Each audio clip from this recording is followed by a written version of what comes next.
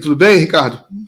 Oi, Miguel. Prazer enorme estar participando mais uma vez aqui contigo, desse bate-papo. E você me desculpe estar aqui no carro, porque eu tive que trazer José para jogar bola. Aí não tem como, tem que fazer duas coisas ao mesmo tempo. Tá tranquilo, pra gente não faz diferença nenhuma. Você tá em casa, tá no carro. É importante que você está aqui conversando com a gente. Ricardo, a gente tem mais notícias para comentar, eu queria a opinião sua. Primeiro, vamos um comentário sobre a notícia capa do dia, que é essa notícia do Dallagnol, né, que foi publicada no Metrópolis, que é o seguinte: o Dallagnol trocou mensagens com colegas procuradores sobre a Petrobras e sobre a JF. A matéria traz mensagem relativa a esses dois assuntos. Em relação à Petrobras, ele demonstra preocupação, junto com seu colega, que os recursos, né, do acordo de leniência vá para a Petrobras e sejam fiscalizados pelo TCU. Né? Aí ficou aquela sombra. Por que ele está preocupado com esses recursos? O que ele tem a ver com isso? Né? Que ele está preocupado que esses recursos vão ser fiscalizados pelo TCU. Mais uma sombra aí sobre o Dallagnol. A gente sabe muito bem todo o rolo que teve com esses recursos de leniência, estão sendo investigados pelo CNJ, tem o tal fundo Dallagnol, que até hoje ele não conseguiu explicar, está sendo investigado, que ele queria montar um fundo lá de 2 bilhões de reais controlados por ele.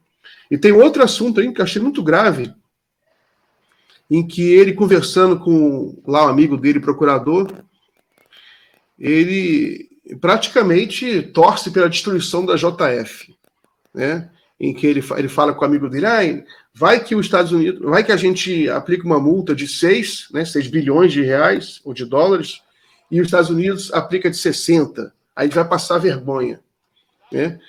Aí é uma coisa chocante, Ricardo, porque é uma falta de noção tão grande em relação a uma empresa que emprega dezenas de milhares de pessoas, né?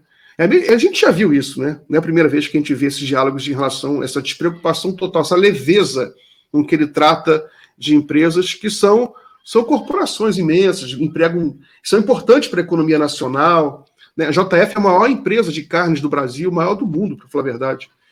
E você sabe que os Estados Unidos é um grande produtor de carne, compete com a JF. Agora a JF cresceu tanto que até comprou as empresas lá. Mas interessaria para os Estados Unidos quebrar a JF, né, para ficar, os Estados Unidos dominar, inclusive veriam para cá, uma empresa americana dominaria o mercado nacional de carne. Mas enfim, qual a opinião sobre mais essa estrepolia aí da Lava Jato? A Lava Jato, Miguel, ela claramente é uma quadrilha montada para lucrar em cima da destruição do patrimônio nacional, seja ele público ou privado, em função dos interesses estrangeiros. Não existe dúvida em relação a isso. Está registrado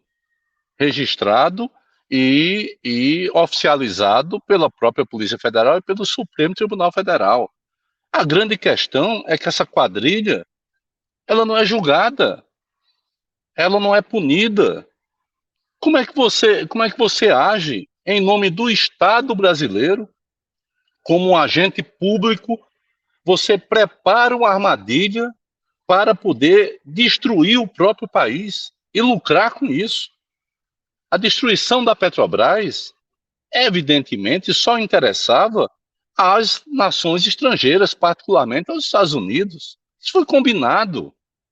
Evidentemente que foi combinado.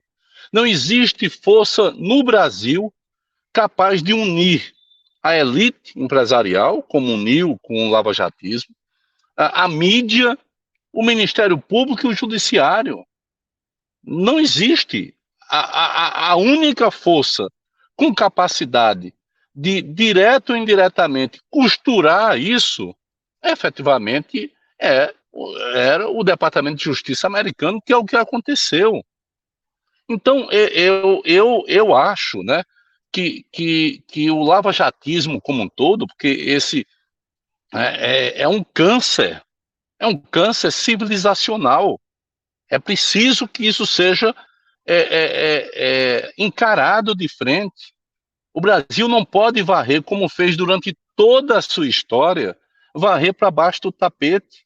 Sempre tudo aquilo que as elites fizeram, né, contra o povo, contra o país, contra o interesse nacional, contra a nossa soberania, tudo historicamente foi colocado embaixo do tapete. Nós não podemos mais uma vez fazer isso, né? E acho, sinceramente, que esse câncer ele saiu, né, como se fosse uma metástase, em outras partes, no Rio de Janeiro, em Minas Gerais, na Paraíba. Ou seja, é preciso encarar isso de frente, porque não adianta a gente estar falando do Congresso, porque o Congresso é produto disso, né? A crise institucional é produto disso, a democracia, a fragilidade democrática existente hoje no país é produto disso. Então, ou se encara isso de frente, e eu falo encarar, são as próprias instituições e principalmente a sociedade, né? As instituições como o próprio Ministério Público Federal. Não adianta, enquanto isso não for resolvido, e aqueles que cometeram esses crimes punidos, efetivamente você vai ter sempre essa desconfiança e vai ter essa impressão de que esse pessoal que pensa assim, que pensou e fez assim, eles estão na moita esperando o momento para poder retomar a ofensiva em busca dessa coisa que eu chamo que é ser o tutor da sociedade. Eles achavam que tinham cacife para moralmente serem tutores da sociedade brasileira, incentivando e estimulando naturalmente a extrema-direita, que foi isso que ocorreu. Então, eu penso, né, eu não tenho meias palavras. Eu não vou dizer que é porque parece que foi isso. Foi isso. Ninguém prende um candidato que estava em primeiro lugar por 580 dias sem ter a menor prova. Isso não existe. Ninguém faz o que fizeram na Paraíba, o que fizeram em um monte de cantos, né, para poder interferir na política, sempre em prol da direita, destruindo a esquerda, né? Ninguém faz isso de graça. Então, esse cenário todo do Brasil, eu acho que a questão do lawfare, do lavajatismo, é a coisa mais importante que existe nesse momento. Tudo isso está acontecendo, essas votações do Congresso, essas coisas bizarras que tem dentro do Congresso Nacional, né? Essa apatia do povo brasileiro, inclusive, dos setores mais organizados, ou que eram mais organizados, eu acho que tem tudo a ver com essa falta de resposta evidente em relação ao mais grave problema democrático do país, que é exatamente a inadimplência punitiva do lawfare, do lavajatismo e de tudo isso que corroeu as instituições ao longo desses 15 anos do nosso país. Muito bem, Ricardo. Vou passar para outro assunto aqui. Ontem teve uma série de votações no Congresso Nacional que a oposição comemorou muito, seria a derrota do governo. Deixa eu listar aqui algumas vitórias da oposição. O Congresso tinha derrubado a saidinha, né, que é o direito dos presos do regime semiaberto de visitar as famílias em alguns feriados, né? Aí o Congresso derrubou esse direito, um direito já muito antigo no Brasil. O presidente Lula, ele vetou uma parte disso, permitindo que os presos de baixa periculosidade pudessem visitar suas famílias. Mas ele foi até tímido. Os especialistas até disseram que o veto do Lula teria sido tímido, que o Lula teria que ter vetado tudo, né, porque esse direito é um direito importante no sistema prisional para aliviar um pouco a pressão ali dentro dos presídios, que a barra é muito pesada ali dentro. Mas o Lula fez um veto Em respeito ao Congresso, né, para também não criar um atrito muito grande, só os presos com baixa periculosidade. Aí a oposição derrubou esse veto, comemorou com uma grande vitória, e teve também o veto do Bolsonaro. Foi aprovada uma lei no Congresso, uma lei, a Lei de Segurança Nacional, que instituía uma penas pesadas para quem veiculasse fake news em período eleitoral. O Bolsonaro vetou um trecho que era mais pesado, que instituía prisão efetiva. Aí a oposição conseguiu manter esse veto. E você teve algumas outras coisas. Teve também o imposto de até $50, que o governo tinha isentado as importações até $50 de imposto. Era o governo. Eu lembro disso, Ricardo. Até o Haddad houve uma discussão, não foi uma coisa muito consensual, por exemplo. Até alguns economistas, pessoal mais ligado à indústria, achavam que esse imposto é importante para dar competitividade à indústria nacional, mas é uma medida impopular, obviamente, né? O imposto sobre pequenos produtos. O Lula acabou entendendo que era uma medida impopular, que não ia arrecadar tanto assim, que era melhor não ter esse imposto. Aí eu achei até curioso a oposição encarar isso como uma vitória, uma derrota do governo, porque para o governo tudo faz, na realidade, é mais recurso para o governo, né? Enfim, mas a oposição festejou muito, né? Eu até fiz um artigo, né, que eu considerei vitórias meio vazias, né? Não é nada que mexe com a governabilidade, mas enfim, é claro que é uma vitória, tem um valor simbólico, e a oposição mostrou força. Mas como é que você avalia essas votações de ontem? Miguel, eu inclusive li, como sempre faço, eu li o teu artigo, eu acho que ele pontua bem demais isso, ou seja, de conteúdo, né, essas vitórias foram vitórias que foi só para a galera, foi só para manter aquele êxtase, né, desses setores que se identificam com a negação da política, né, que estão ali na extrema-direita e que tem um namoro profundo com o Centrão. O Centrão que diz que apoia o governo Lula, mas que em todas essas pautas manda recados ao governo se aliando com a extrema-direita. E por que eles fazem isso? Porque eles se deram muito bem no período que Bolsonaro governou, no desgoverno Bolsonaro, né? Eles chegaram, como tem hoje, a um deputado ter anualmente 55 milhões de emendas. Isso é um absurdo, Miguel. É um absurdo, né? Um senador chegar a 100 milhões, fora as emendas que tem por fora, fora as outras conquistas por fora.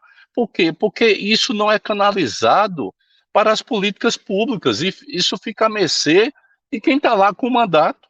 Isso é mais do que 90% dos municípios brasileiros têm de receita. E é por isso que é tão difícil você ter a renovação, porque aqueles mandatos baseados nas ideias, nas posturas, particularmente dos mandatos com referências na classe trabalhadora, eles ficam cada vez mais difíceis de ascenderem, né, de disputarem uma eleição com alguma chance de vitória. Então, o Centrão sempre manda recados ao governo. E eu, sinceramente, eu penso, e não sou nenhum menino, eu sei que a governabilidade é fundamental, mas eu penso que o governo precisa mandar alguns recados também, né? Porque é impossível o PP, os republicanos, o MDB votarem da forma que votam. Não dá para que, quando alguém quer liberação de recursos, ir lá e votar contra. Ora, se você não é governo, você não pode simplesmente fazer, né, ficar extraindo aquilo que pode do governo e nas situações de provocar fragilização política desse governo, você está lá presente.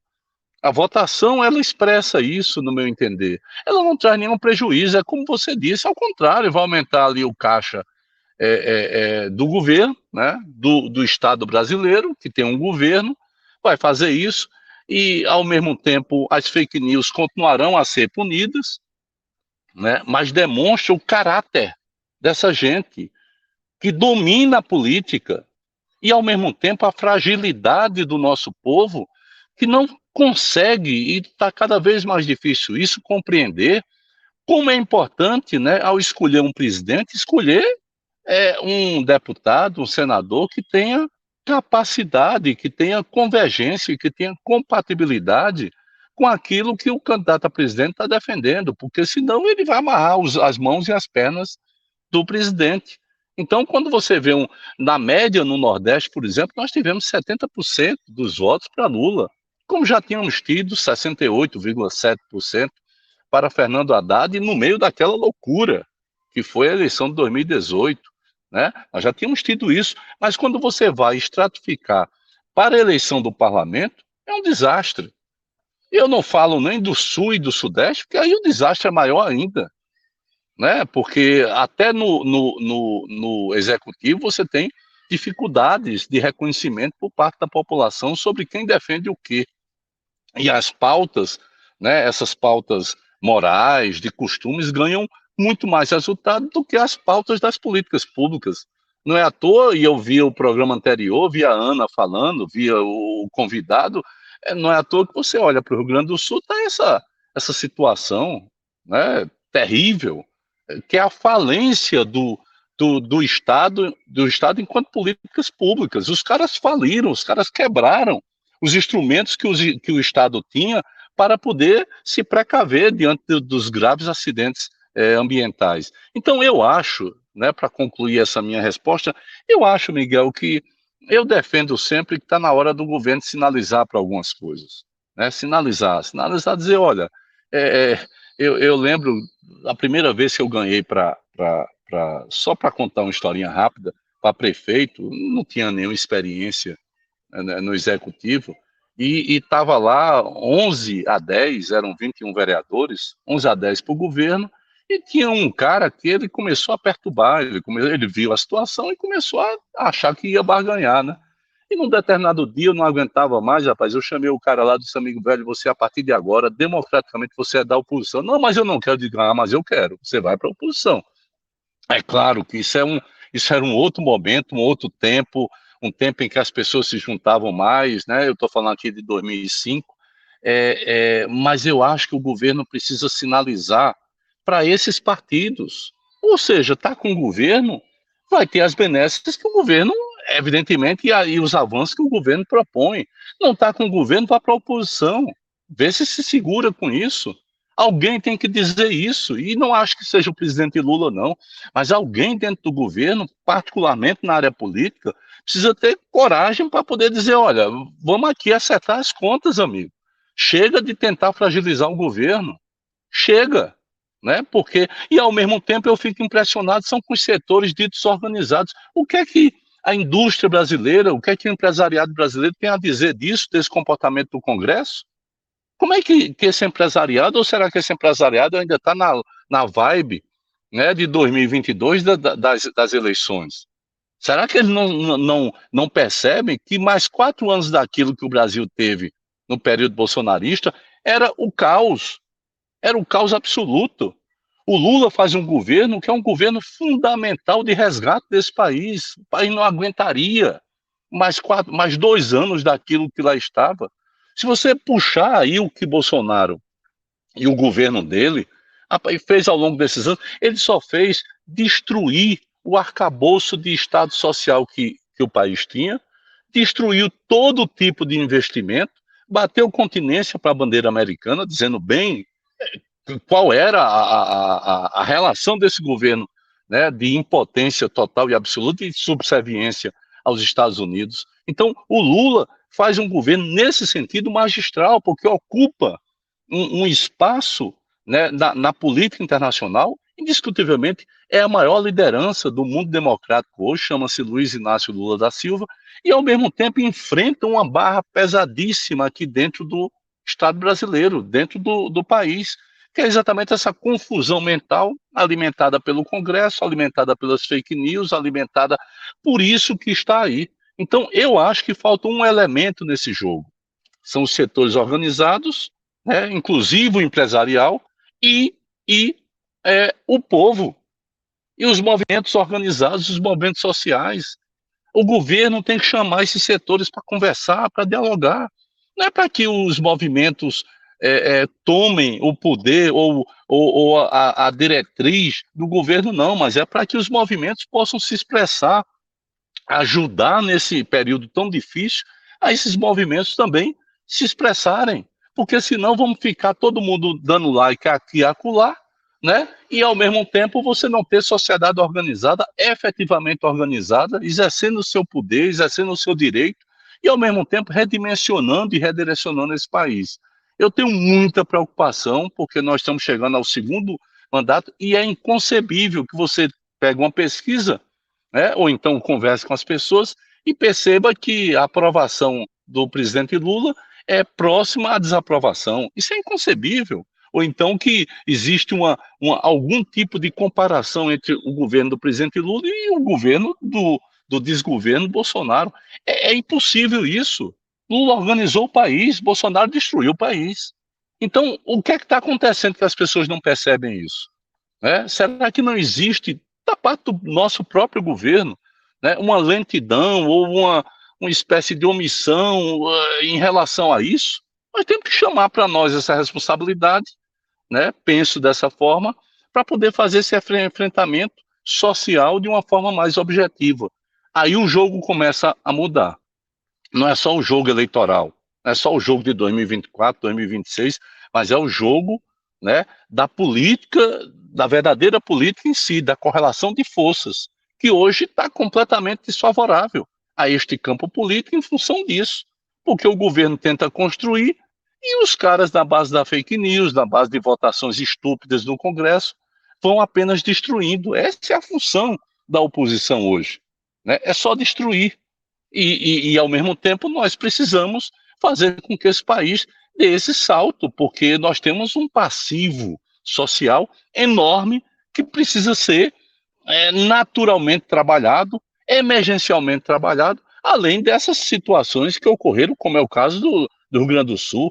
Quem imaginaria que o país teria que desembolsar por baixo, imagino eu, 400, 500 bilhões ao longo desses próximos anos, apenas com o Estado por conta de um desastre natural? Quem imaginaria isso? Compreendeu? Então o buraco é muito mais embaixo.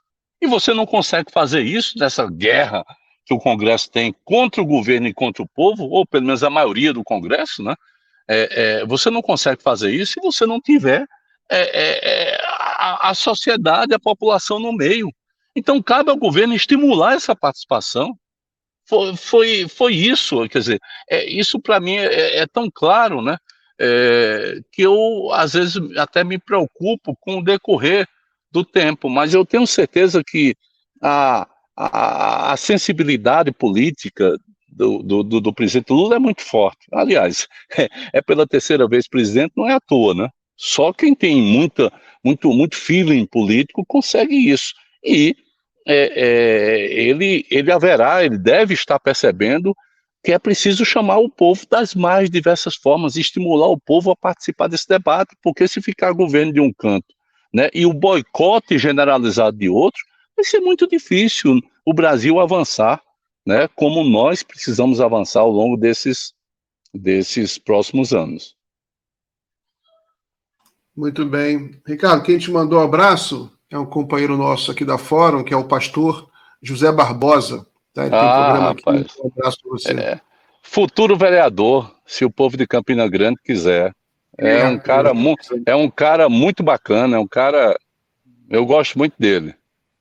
Ô, Ricardo, eu estou para te fazer uma pergunta desde a última vez sobre as eleições municipais. João Pessoa, estou até vendo aqui, João Pessoa, né, capital da Paraíba, o atual prefeito é o Cícero Lucena, do PP. Eu queria que você falasse para a gente quem é esse Cícero Lucena, qual é o grupo político dele, qual é o plano do seu grupo, Como é que você está vendo as eleições da capital da Paraíba? Olha, em 2004, nós derrotamos, no primeiro turno, foi a minha primeira eleição majoritária, nós derrotamos com 2/3 dos votos o candidato do prefeito, a máquina do prefeito, que já vinha com 2 mandatos. Né? Então, e é um governo típico, né? Um governo populista, um governo... Era esse mesmo? Desse Era grupo aí esse do Cícero mesmo, Lucena? esse mesmo. Né? O Cícero faz um governo populista, faz um governo com uma relação muito próxima com alguns setores da construção civil, né? Agora, em João Pessoa, a discussão é a poluição dos mares com esgoto. Ou seja, não tem fiscalização, tudo é aquela omissão, é, aquela dobradinha, sabe, assim, que só quem sai perdendo é o povo. É um governo, no meu entender, ineficiente, né? E, efetivamente, creio que o PT, e espero que a candidatura do PT seja a do Luciano Cartaz, que vejo nele mais chances em aglutinar alguns setores da própria sociedade e ganhar as eleições, porque o problema de Cícero Lucena, lá em João Pessoa, é o segundo turno. Ele não consegue ter maioria, a não ser que seja contra algum estrupício da política, né? A não ser que seja alguém, por exemplo, como a extrema-direita. Ele ganhou em 2020 porque enfrentou um radialista de lá, bolsonarista, esses caras bem histéricos, né? E aí ganhou, e mesmo assim ganhou de muito pouco. Agora o jogo e a partida é diferente, né? O PT disputa com candidatura própria, ainda vai anunciar o seu candidato, mas creio que deve ser o deputado Luciano Cartacho, com o nosso apoio, com o apoio do deputado Luiz Couto, porque é uma capital fundamental. Nós sempre ganhamos as eleições com o presidente Lula, com a presidenta Dilma, e em 2018, naturalmente, perdemos, ganhamos na Paraíba inteira, como no restante do Nordeste, mas perdemos na capital, e agora ganhamos com o presidente Lula, mas no segundo turno, mas numa margem muito pequena. É preciso recuperar isso, e se recupera isso conversando e discutindo política. É a política que diferencia, né? Eu sempre digo que a política é a arte da diferença.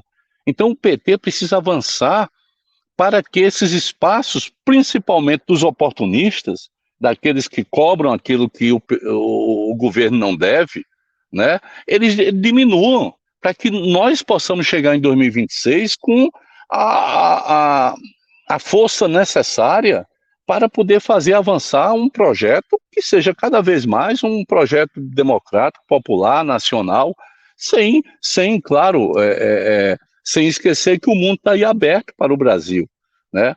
Então, o quadro lá em João Pessoa é esse. O PT, alguns dentro do PT ainda ensaiaram aí um apoio a Cícero. Foi numa época que estourou aí uma ação da Polícia Federal, demonstrando, e aí eu não estou fazendo pré-julgamento, mas demonstrando uma articulação entre setores do tráfico e o poder público municipal, uma articulação que era política, ou seja, eles não permitiam que ninguém entrasse em algumas comunidades. Eu mesmo, em 2022, não consegui entrar numa comunidade, que eu fui, modéstia à parte, um grande benfeitor pelas coisas que fiz lá, quando fui prefeito, quando fui governador.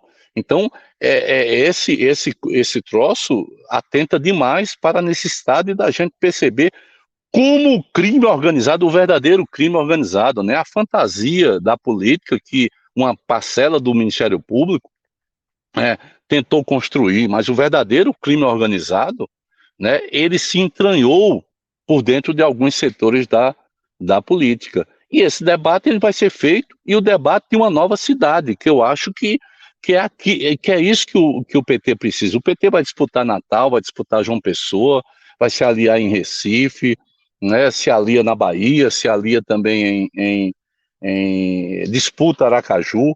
Enfim, o que me parece fundamental é que a gente encare essas eleições de 2026 como uma virada de propósito, de postura desse campo político nosso.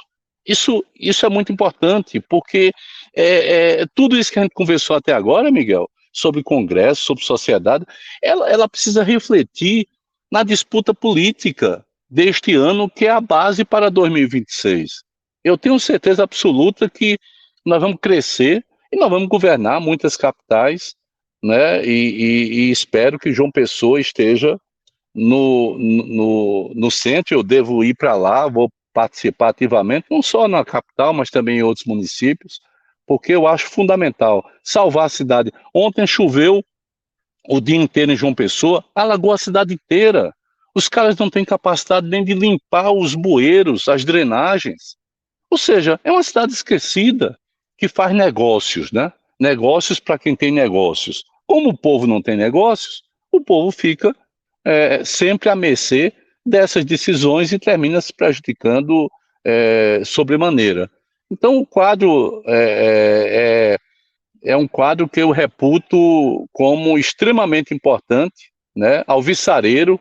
Eu estou com muita esperança de que nós vamos derrotar, né, o atraso na política e vamos levar um governo que consiga dialogar no quesito políticas públicas com o governo federal, que consiga fazer com que João Pessoa retome a sua tradição de cidade progressista. Eu penso assim e estou muito confiante. Muito bem, Ricardo. Ricardo, vou encerrar aqui a nossa entrevista. Tem uma outra convidada que vai entrar agora. Agradeço muito a sua participação. Forte abraço. Abraço grande, Miguel. Bom futebol para o seu filho aí. Abração grande. Até a próxima. Tchau, tchau.